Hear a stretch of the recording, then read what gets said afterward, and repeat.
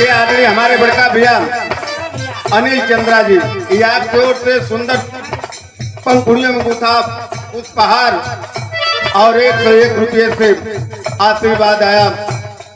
भैया के चरणों में 100 बार नमन करते हुए जय भीम जय भारत। और हमारे आदरणीय कवि जी एक सुंदर माला और एक साफा दे करके आप सम्मानित किए। कवि जी के चरणों में 100 बार नमन करते हुए कहना है क्या?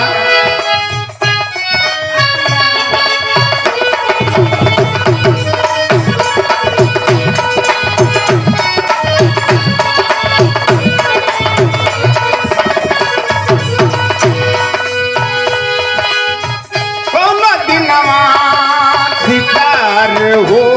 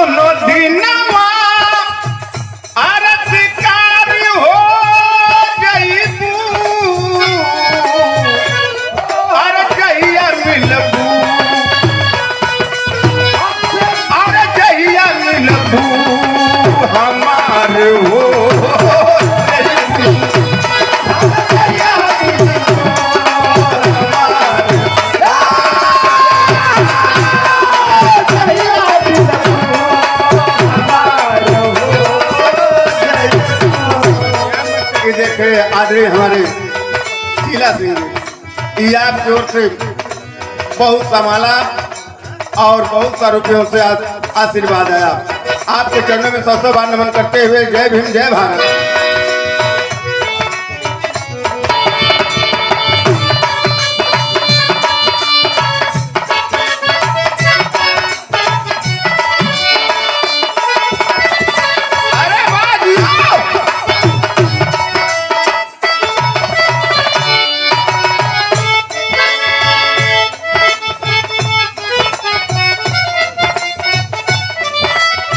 अच्छा भैया, देखा अब तक आप लोग मिशन गीत का बहुत आनंद लेता लोग।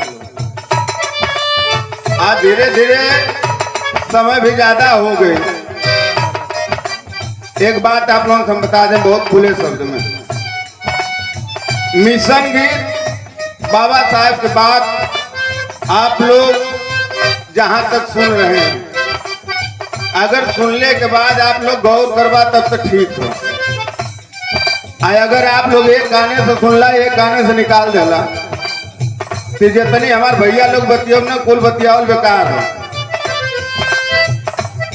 आज सबसे बड़ी बात एक बात हम बताइला कि हमारी बिरादरी तनी बड़ा अटपटांग कीजिए। इनके अगर सही बात बतौला थी गौर करी ना। अगर इनके कह देला कि चला एजेंट देखवाओ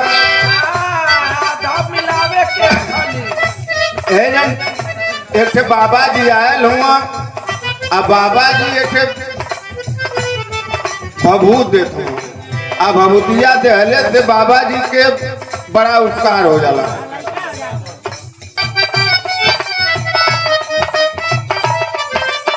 इनका संकेत है कौनो मेहरारू कमन से दू बाहर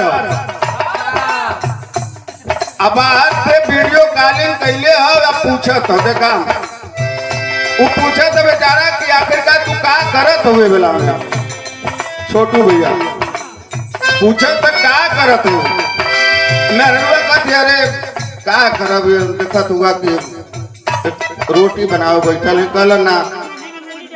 हाँ विश्वास ना हो तनी ओके देखावा हमको। ये वीडियो कॉलिंग की बात होती कैसे?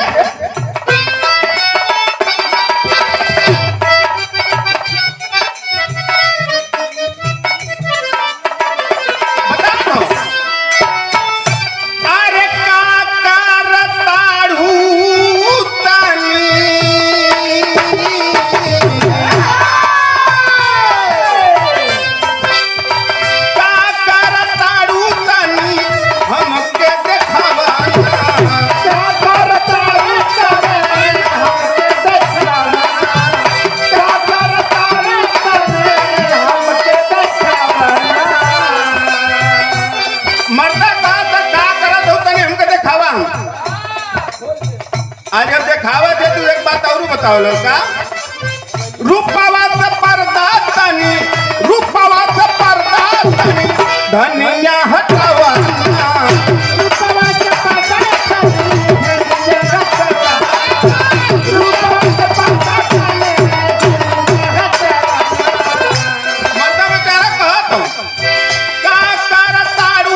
हमके दिखावा ना रूपवा से पर्दा तनी रूपवा से पर्दा तनी रनिया हटावा रूपवा से पर्दा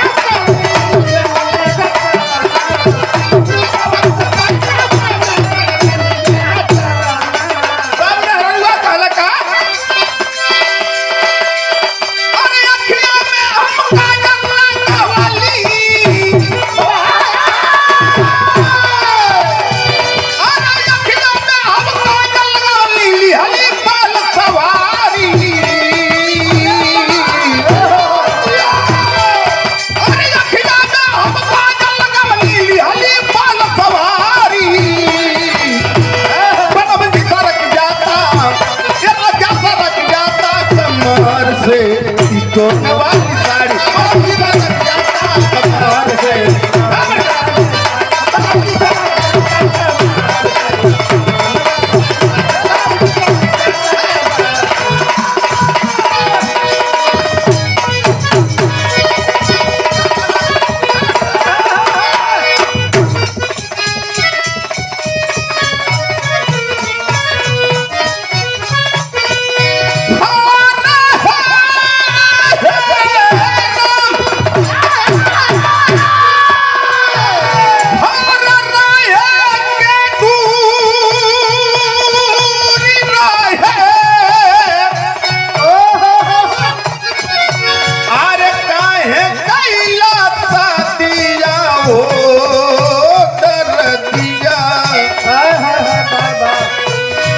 कौन में हरायो कह सकते हैं जब ना हिया रहे करत काहे के जौना बियाह कइला कहला